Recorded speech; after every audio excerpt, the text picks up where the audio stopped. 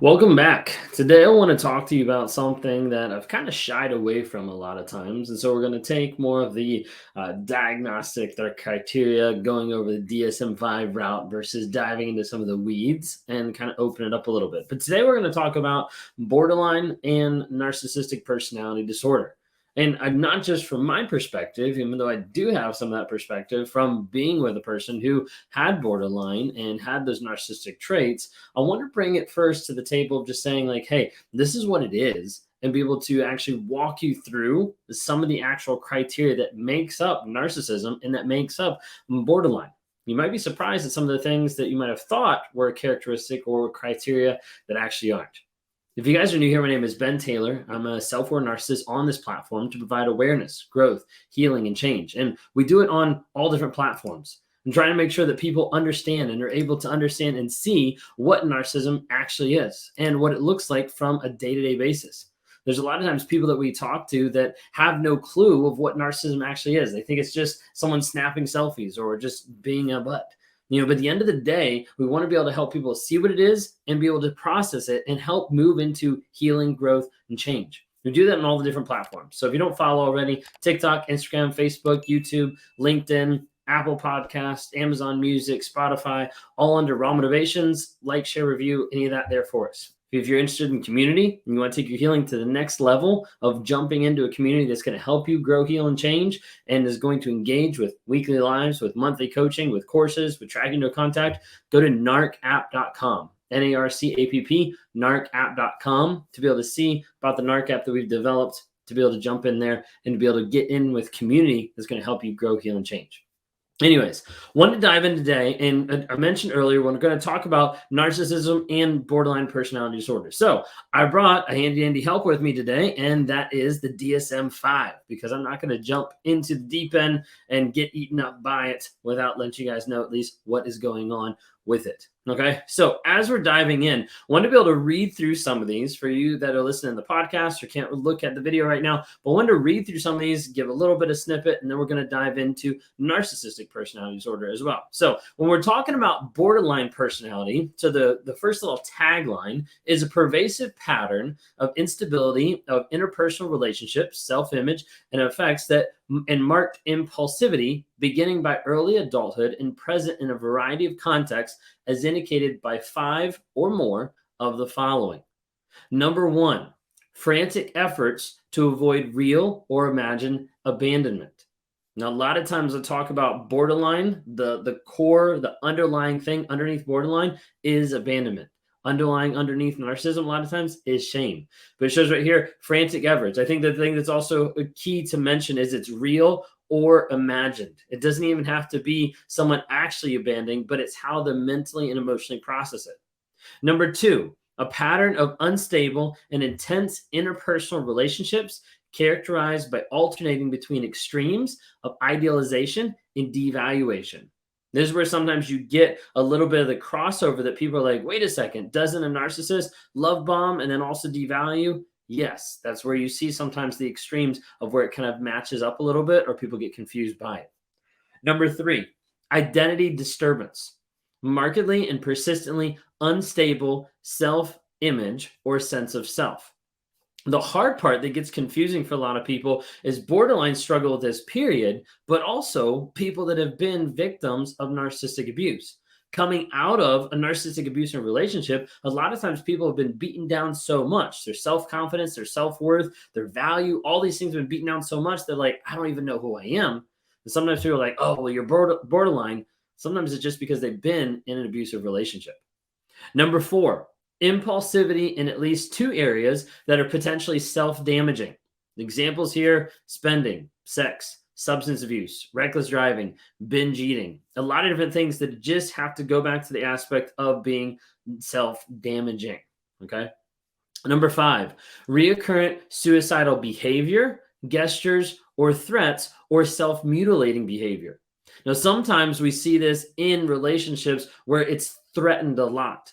Sometimes you see it on the narcissistic side, sometimes you see it in the borderline side. But the idea of like leveraging that as a threat to be able to control something in the relationship. Number 6, Affective instability due to a marked reactivity of mood. The example it gets here is intense episodic dysphoria, irritability, or anxiety, usually lasting a few hours and only rarely more than a few days. Number 7, chronic feelings of emptiness. That one relates to a lot of different people in and out of narcissistic relationships. Borderline chronic feeling of emptiness with narcissism. A lot of times you hear people talk about the void or like stuff that's missing that they're always looking for. Number 8, inappropriate, intense anger or difficulty controlling anger. An example of that a lot of times is frequent displays of temper, constant anger, or recurrent physical fights. It doesn't have to be fights. It can just be the anger, just be the temper. It can be a lot of different things. But that inappropriate, intense anger, or a lot of times just difficulty controlling it. Number 9, transient, stress-related paranoid ideation or severe dissociative symptoms. A lot of times we'll see either the paranoid aspect or the dissociative being like really high of like, wait a second, I'm completely disconnected or I'm completely have a different idea of what's actually going on in the situation. Okay. So that's going over really quick. Borderline personality disorder. Okay. Borderline personality disorder, those 9, you're supposed to have at least 5 as far as in terms of diagnostic criteria. Now, obviously, as we're going through these, we're not diagnosing. We're not saying, hey, this is who someone is. But I do bring this up to be able to say, hey, I want you first to know, to be aware and to understand what the criteria actually is whenever we're talking about narcissism and whenever we're talking about borderline. Because I think it's healthy to be able to know this is what makes it up versus us just sometimes guessing or people just throwing out like, oh, it's supposed to be this way. Needless to say, sometimes people will be like, the person that was in my life, they never cheated on me. So that means they can't be a narcissist, right? Well, surprise, cheating isn't a criteria for a narcissist. But a lot of times it is the outworking of the criteria that's there. So let's dive into narcissistic personality disorder. So when we look at narcissistic personality disorder, the tagline on it there shows a pervasive pattern of grandiosity in fantasy or behavior, a need for admiration, and a lack of empathy beginning by early adulthood and present in a variety of contexts as indicated by 5 or more of the following. Number 1, has a grandiose sense of self-importance. An example, exaggerates achievements and talents, expects to be recognized as superior without commensurate achievements. So with this, you bring in a big aspect of the ego. It's about me, and it all has to all be about me, and the aspect of a lot of times saying I'm better, stretching the truth, I'm better, or I've done different things that you're supposed to think that I'm superior as you, even if I'm not. Okay. Number 2 is preoccupied with fantasies of unlimited success, power, brilliance, beauty, or ideal love. For me, the biggest one that resonates with me is the ideal love part, is the idea that I was always looking for this ideal love going from person to person to person. Number 3, believes that he or she is special and unique and can only be understood by or should associate with other special or high status people or institutions. Sometimes people disconnect a little bit with this one of like, I don't really get that. I don't really see that. And sometimes for me, this is like the idea of being in like the workplace environment, knowing that I do it better and no one else is going to understand what I'm doing because they don't think on that level or because they don't process something a certain way or they're not analytically mindset or like whatever it might be. It's almost that a sense of a little bit of entitlement, but it's almost that sense of like, I know better and I'm going to look down on other people that don't or that aren't good enough. Think of it that way. Okay. Number 4, requires excessive admiration. And that goes without saying.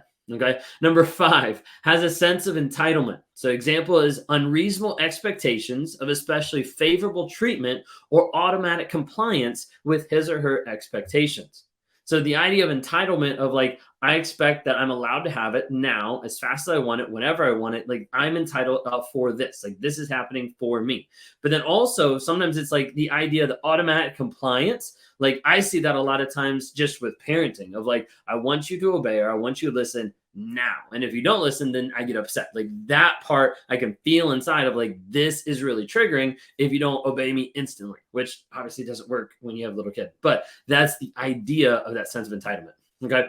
Number 6 is interpersonally exploitative. So takes advantage of others to achieve his or her own ends. This is where we get into a lot of the manipulation piece, a lot of the different pieces in narcissism that fall under this. That it's like, hey, let me do whatever it takes to be able to get what I want, even if it means I'm going to hurt or destroy other people. Number 7, lacks empathy, is unwilling to recognize or identify with the feelings and needs of others. What I think is always interesting here is it doesn't say there's no empathy ever or they're unable to have empathy, because that's normally what people think. Narcissists are incapable of empathy, and a lot of times that is true. However, there's a lot of times that narcissists have empathy, but if you read the rest of that sentence, is unwilling to recognize or identify with the feelings and needs of others. And so I'd rather not recognize that you have issues, not recognize that you're upset, not recognize that something I did hurt you, because that reflects bad on me. Number 8, is often envious of others or believes that others are envious of him or her. So like being envious of something you have, or thinking everybody's envious of me because of what I have, or because of how I look, or what I do, or whatever it might be. Number 9, shows arrogant, haughty behaviors or attitudes. Okay. So hopefully, as we like dive into some of these, and let me know, especially in the comments and things like that, if you want me to go more in depth, maybe piece by piece, maybe step by step, whatever it might be, more in depth with the two, or talking more about my experiences with borderline or my experiences with narcissism, obviously because I'm a narcissist, but like diving into this more, just let me know. But I wanted to first set it up to be able to say, hey, this is what it is. This is what it looks like. Let's get clear on what the criteria is on both borderline and narcissistic personality disorder.